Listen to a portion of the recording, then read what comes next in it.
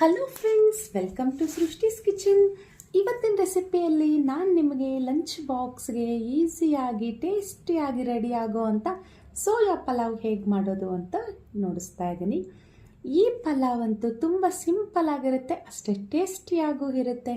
ಮಧ್ಯಾಹ್ನ ಲಂಚ್ಗೆ ಹಾಕ್ಬೋದು ಅಥವಾ ನೈಟ್ ಡಿನ್ನರ್ಗೆ ಹಾಕ್ಬೋದು, ಯಾವುದೇ ಸಮಯದಲ್ಲೂ ತಿನ್ನಲಿಕ್ಕೆ ತುಂಬ ಚೆನ್ನಾಗಿರುತ್ತೆ.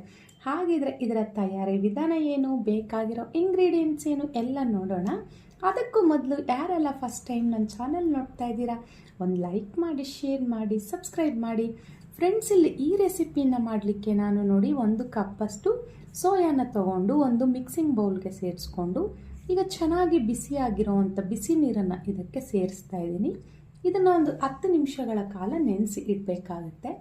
ಇದು ಸ್ವಲ್ಪ ನೀರಲ್ಲಿ ಮುಳುಗೋದಿಲ್ಲ, ಸ್ಪೂನಿನ ಸಹಾಯದಿಂದ ಈ ರೀತಿಯಾಗಿ ಮಾಡ್ಕೊಳ್ಳಿ. ಈಗ ಇದು ನೆನೆಯೋಷ್ಟರಲ್ಲಿ ನಾವಿಲ್ಲಿ ರೈಸನ್ನು ಸಹ ನೆನೆಸಿ ಇಟ್ಬಿಡೋಣ. ಈಗ ನಾನಿಲ್ಲಿ 1.5 ಗ್ಲಾಸಷ್ಟು ನಿಮಗೆ ನೋಡಿಸ್ತಾ ಇದ್ದೀನಲ್ವ, ಇದೇ ಗ್ಲಾಸಲ್ಲಿ 1.5 ಗ್ಲಾಸಷ್ಟು ಬಾಸುಮತಿ ರೈಸ್ ತೊಗೊಳ್ತಾ ಇದ್ದೀನಿ. ಸೋಯಾ ಅನ್ನೋದು ಸುಮಾರು ಒಂದು 100 ಗ್ರಾಮ್ಗಿಂತ ಇನ್ನು ಸ್ವಲ್ಪ ಕಡಿಮೆನೇ ಇದೆ ನಾನು ತೊಗೊಂಡಿರೋದು.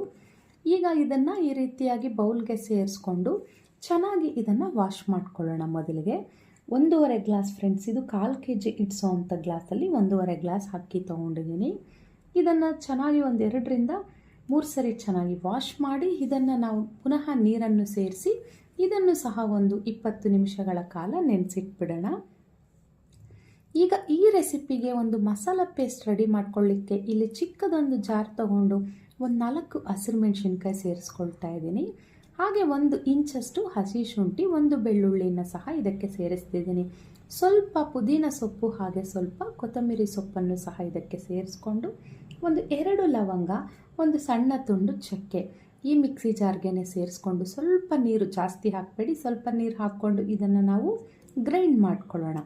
ಈಗ ನಮಗೆ ಇಲ್ಲಿ ಇದಕ್ಕೆ ಬೇಕಾಗಿರೋ ಅಂಥ ಮಸಾಲ ಪೇಸ್ಟ್ ಅಂತೂ ರೆಡಿ ಆಯಿತು. ಈಗ ಇಲ್ಲಿ ಸೋಯಾನು ಚೆನ್ನಾಗಿ ನೆಂದಿದೆ. ಈಗ ಇದನ್ನು ನಾವು ನೀರೆಲ್ಲ ಸ್ವಲ್ಪ ತಣ್ಣಗೂ ಆಗಿದೆ. ಈಗ ಇದನ್ನು ನಾವು ಹಿಂಡಿ ಈ ರೀತಿಯಾಗಿ ಒಂದು ಬಟ್ಲಿಗೆ ಸೇರಿಸ್ಕೊಳ್ಳೋಣ. ನೋಡಿ ಫ್ರೆಂಡ್ಸ್, ಸೋಯಾ ನೆನೆಯೋಷ್ಟರಲ್ಲಿ ಅದ್ರ ಡಬಲ್ ಸೈಜ್ ಆಗಿಬಿಟ್ಟಿದೆ ಅಲ್ವಾ. ಈಗ ಇದನ್ನೆಲ್ಲ ಚೆನ್ನಾಗಿ ಈ ರೀತಿಯಾಗಿ ಹಿಂಡಿ ನೀರು ಇಲ್ಲದೆ ಇರೋ ಥರ ಗಟ್ಟಿಯಾಗಿ ಹಿಂಡ್ಕೊಂಡು ಅದನ್ನು ಒಂದು ಬಟ್ಲಿಗೆ ಸೇರಿಸಿಟ್ಕೊಳ್ಳಿ. ಈಗ ನಮಗೆ ಇಲ್ಲಿ ಮಸಾಲ ಪೇಸ್ಟ್ ರೆಡಿ ಆಯಿತು, ರೈಸ್ ಒಂದು ಕಡೆ ನೆನೀತಾ ಇದೆ, ಇದು ಸೋಯಾನು ರೆಡಿ ಆಯ್ತಲ್ವ. ಉಳಿದ ವಿಧಾನ ಅಂದರೆ ಒಗ್ಗರಣೆಯ ವಿಧಾನವನ್ನು ನೋಡೋಣ. ಇಲ್ಲಿ ನಾನು ಪ್ರೆಷರ್ ಕುಕ್ಕರಲ್ಲೇ ಮಾಡ್ಕೊಳ್ತಾ ಇದ್ದೀನಿ. ಈಗ ನಾನು ಸ್ಟವ್ ಆನ್ ಮಾಡಿ ಒಂದು ಕುಕ್ಕರ್ ಇಟ್ಟು 2 ಟೇಬಲ್ ಸ್ಪೂನಷ್ಟು ಎಣ್ಣೆ ಸೇರಿಸ್ಕೊಳ್ತಾ ಇದ್ದೀನಿ. ಎಣ್ಣೆ ಜೊತೆಗೆ 1 ಟೇಬಲ್ ಸ್ಪೂನಷ್ಟು ತುಪ್ಪನ ಸಹ ಸೇರಿಸ್ತಾ ಇದ್ದೀನಿ.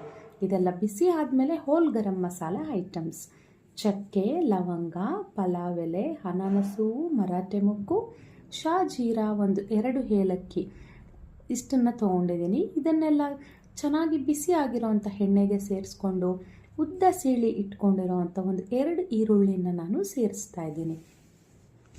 ನಾವು ತೊಗೊಂಡಿರೋ ರೈಸ್ ಕ್ವಾಂಟಿಟಿಗೆ 2 ಈರುಳ್ಳಿ ಸಾಕಾಗುತ್ತೆ. ಈಗ ಇದೆಲ್ಲ ಸ್ವಲ್ಪ ಕಲರ್ ಚೇಂಜ್ ಆದಮೇಲೆ ಇದಕ್ಕೆ ಟೊಮೆಟೊನ ಸೇರಿಸ್ಕೊಳ್ಳೋಣ. 2 ಈರುಳ್ಳಿಗೆ ನಾನಿಲ್ಲಿ 1 ಟೊಮೆಟೊನ ತೊಗೊಂಡಿದ್ದೀನಿ.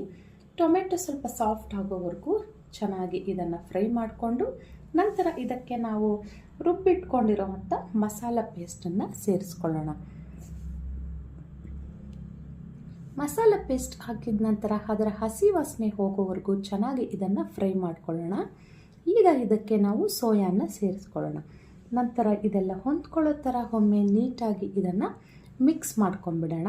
ಸ್ಟವ್ ಲೋ ಫ್ಲೇಮಲ್ಲೇ ಇಟ್ಕೊಂಡು ಮಾಡ್ಕೊಳ್ಳಿ ಫ್ರೆಂಡ್ಸ್. ಈಗ ಇದೆಲ್ಲ ಮಿಕ್ಸ್ ಆಗಿದ ನಂತರ ಇದಕ್ಕೆ ಹಾಕಲಿಕ್ಕೆ ಬೇಕಾಗಿರೋ ಅಂಥ ಇಂಗ್ರೀಡಿಯೆಂಟ್ಸು 2 ಟೇಬಲ್ ಸ್ಪೂನಷ್ಟು ಗಟ್ಟಿ ಮೊಸರು ಸೇರಿಸ್ಕೊಳ್ತಾ ಇದ್ದೀನಿ. 1 ಟೀ ಸ್ಪೂನಷ್ಟು ರೆಡ್ ಚಿಲ್ಲಿ ಪೌಡರ್, 1 ಟೀ ಸ್ಪೂನಷ್ಟು ಧನಿಯಾ ಪುಡಿನ ಸೇರಿಸ್ಕೊಳ್ತಾ ಇದ್ದೀನಿ. ಒಂದು ಅರ್ಧ ಟೀ ಸ್ಪೂನಷ್ಟು ಗರಂ ಮಸಾಲ ಪೌಡ್ರ್ ಸೇರಿಸ್ಕೊಳ್ಳೋಣ. ಗರಂ ಮಸಾಲ ಪೌಡ್ರ್ ಇಲ್ಲಾಂದರೆ ಆ ಪ್ಲೇಸಲ್ಲಿ ಬಿರಿಯಾನಿ ಮಸಾಲ ಪೌಡ್ರನ್ನು ಸಹ ಸೇರಿಸ್ಕೋಬೋದು. ಈಗ ಇದೆಲ್ಲ ಒಂದ್ಸರಿ ಚೆನ್ನಾಗಿ ಮಿಕ್ಸ್ ಮಾಡಿ ಇದಕ್ಕೆ ಈಗ ನಾವು ನೀರನ್ನು ಸೇರಿಸ್ಕೋಬೇಕಾಗುತ್ತೆ. ನಾನಿಲ್ಲಿ 1.5 ಗ್ಲಾಸ್ ತೊಗೊಂಡಿದ್ದೆ ಅಲ್ವಾ, ಅದಕ್ಕೆ ನಾನಿಲ್ಲಿ 2 ಗ್ಲಾಸ್ ನೀರನ್ನು ಸೇರಿಸ್ತೀನಿ. ಹಾಗೆ ರುಚಿಗೆ ತಕ್ಕಷ್ಟು ಉಪ್ಪನ್ನು ಸಹ ಸೇರಿಸಿ 1 ಚಿಟಿಕೆ ಅರಿಶಿನ ಪುಡಿನ ಹಾಕಿ ಈಗ ಇದಕ್ಕೆ ನೋಡಿ ನಾನು 2 ಗ್ಲಾಸ್ ನೀರನ್ನು ಸೇರಿಸ್ಕೊಳ್ತಾ ಇದ್ದೀನಿ. 1 ಗ್ಲಾಸ್ ಹಾಕಿದ್ದೀನಿ, ಇನ್ನೊಂದು ಗ್ಲಾಸ್ ನಾನಿಲ್ಲಿ ಮಿಕ್ಸಿ ಜಾರಲ್ಲಿ ರುಬ್ಬಿದ್ವಲ್ಲ ಮಸಾಲ ಪೇಸ್ಟು, ಆ ಜಾರಿಗೆ ಸೇರಿಸ್ಕೊಂಡು ಆ ಮಸಾಲೆ ಎಲ್ಲ ವೇಸ್ಟ್ ಆಗ್ದಿರ ಇನ್ನೊಂದು ಗ್ಲಾಸ್ ಇದಕ್ಕೆ ಸೇರಿಸ್ದೆ. ಅಂದರೆ ಟೋಟಲಿ 2 ಗ್ಲಾಸ್ ನೀರನ್ನು ಹಾಕಿದ್ದೀನಿ. ಈಗ ನೀರು ಚೆನ್ನಾಗಿ ಕುದಿ ಬರೋ ಅಂಥ ಟೈಮಲ್ಲಿ ನಾವು ನೆನೆಸಿ ಇಟ್ಕೊಂಡಿರೋ ಅಂಥ ರೈಸನ್ನು ಇದಕ್ಕೆ ಸೇರಿಸ್ಕೊಳ್ಳೋಣ. ರೈಸ್ ಹಾಕಿದ ನಂತರ ಇದಕ್ಕೆ ಒಂದು ಸರಿ ಮಾತ್ರ ಚೆನ್ನಾಗಿ ಮಿಕ್ಸ್ ಮಾಡ್ಕೊಳ್ಳಿ. ಈ ಮಿಕ್ಸ್ ಮಾಡೋದು ಜೋರಾಗಿ ಮಾಡಿದ್ರೂ ಇಲ್ಲಿ ರೈಸ್ ಅನ್ನೋದು ಕಟ್ಟಾಗುತ್ತೆ, ಅದಕ್ಕಾಗಿ ಹೇಳ್ತಾ ಇದ್ದೀನಿ. ಈ ರೀತಿಯಾಗಿ ಜಾಗ್ರತೆಯಿಂದ ಒಂದು ಸರಿ ಚೆನ್ನಾಗಿ ಮಿಕ್ಸ್ ಮಾಡಿಕೊಂಡು ಈಗ ಕೊನೆಯದಾಗಿ ಒಂದು ಸ್ವಲ್ಪ ಸಣ್ಣದಾಗಿ ಹಚ್ಚಿಟ್ಕೊಂಡಿರೋ ಅಂಥ ಕೊತ್ತಂಬರಿ ಸೊಪ್ಪು ಹಾಗೆ ಪುದೀನ ಸೊಪ್ಪುಗಳನ್ನು ಇದಕ್ಕೆ ಸೇರಿಸ್ಕೊಂಡು ಒಂದು ಅರ್ಧ ನಿಂಬೆ ಹಣ್ಣಿನ ರಸವನ್ನು ಸಹ ಇದಕ್ಕೆ ಸೇರಿಸೋಣ. ಅರ್ಧ ಸಾಕಾಗುತ್ತೆ ಫ್ರೆಂಡ್ಸ್ ಇದಕ್ಕೆ. ಈಗ ನಾವು ಕುಕ್ಕರ್ನ ಕ್ಲೋಸ್ ಮಾಡಿ 1 ವಿಷಿಲ್ ಕೂಗಿಸ್ಕೊಂಡು ಪುನಃ ಇದನ್ನು ಸ್ಟವ್ ಲೋ ಫ್ಲೇಮಲ್ಲಿ ಒಂದು 5 ನಿಮಿಷ ಇಟ್ಟರೆ ಸಾಕಾಗುತ್ತೆ. 2ನೇ ವಿಷಿಲ್ ಬರೋವರೆಗೂ ವೆಯ್ಟ್ ಮಾಡೋ ಹಾಗಿಲ್ಲ. 1 ವಿಷಿಲ್ ಆದಮೇಲೆ ಸ್ಟವ್ ಲೋ ಫ್ಲೇಮಲ್ಲಿ ಇಟ್ಕೊಂಡು ಒಂದು 5 ನಿಮಿಷ ಇದನ್ನು ಬೇಯಿಸ್ಕೊಂಡ್ರೆ ಸಾಕು. ಈಗ ನೋಡಿ ಕುಕ್ಕರ್ ಮುಚ್ಚಳ ಓಪನ್ ಮಾಡ್ತಾ ಇದ್ದೀನಿ. ನನಗಿಲ್ಲೇ 1 ವಿಷಿಲ್ ಆಗಿದೆ. ನೋಡಿ ಫ್ರೆಂಡ್ಸ್, ಎಷ್ಟು ಚೆನ್ನಾಗಿ ಕಲರ್ಫುಲ್ಲಾಗಿ ಉದ್ರುದ್ರಾಗಿ ಎಷ್ಟು ಚೆನ್ನಾಗಿ ಬಂದಿದೆ ಅಲ್ವಾ. ಇದು ಬಿಸಿಯಲ್ಲಿ ಮಾತ್ರ ಕಲಿಸ್ಲಿಕ್ಕೆ ಹೋಗಬಾರ್ದು, ಒಂದು 5 ನಿಮಿಷ ಆದರೂ ಗ್ಯಾಪ್ ಬೇಕು. ನಾನು ನಿಮಗೆ ನೋಡಿಸ್ಲಿಕ್ಕೆ ಅಂತ ಕಲಿಸ್ತಾ ಇದ್ದೀನಿ. ಇದು ಒಂದು 10 ನಿಮಿಷ ತಣ್ಣಗಾದಮೇಲೆ ನಾನು ಇದನ್ನು ಸರ್ವಿಂಗ್ ಬೌಲ್ಗೆ ತೊಗೊಂಡು ನಿಮಗೆ ತೋರಿಸ್ತೀನಿ. ನೋಡಿ, ಈಗ ನಾನು ನಿಮಗೆ ನೋಡಿಸ್ತಿದ್ದೀನಿ ಎಷ್ಟು ಉದ್ರುದ್ರಾಗಿ ಎಷ್ಟು ಚೆನ್ನಾಗಿ ಎಷ್ಟು ಕಲರ್ಫುಲ್ಲಾಗೂ ಸಹ ಬಂದಿದೆ ನಮಗೆ ಅಲ್ವಾ.